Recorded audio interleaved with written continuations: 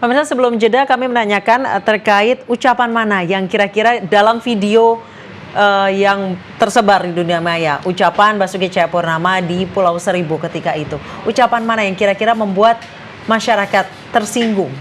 Ya, saya nggak punya teks lengkapnya ya, transkrip lengkapnya. Tapi menurut saya kira-kira ya intinya itu adalah dua hal yang membuat sebagian masyarakat Muslim tersinggung.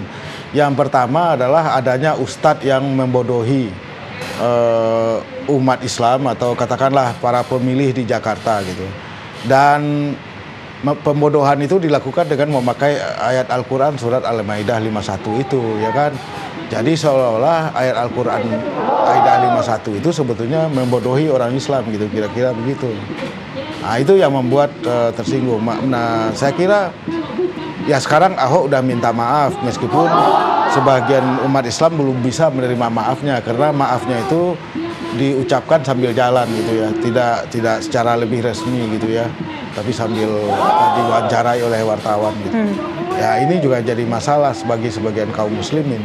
Tapi sudahlah, saya kira itu biar hukum yang memprosesnya. Jadi saya kira polisi itu sedang memproses itu, memeriksa saksi-saksi.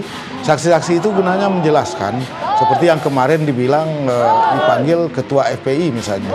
Itu ditanya mengenai bagaimana pemahaman dia mengenai surat ayat Al-Maidah ayat 51 itu dijelaskan. Tapi juga saya kira polisi juga memanggil ahli-ahli yang lain, termasuk ahli mengenai bahasa, mengenai kemudian konteks keseluruhan, juga ahli sosiologi politik dan sebagainya dipanggil gitu. Jadi memang ini memerlukan proses yang panjang ya. Tapi kita juga tahu kan hari Senin yang akan datang Ahok dipanggil lagi gitu oleh polisi gitu.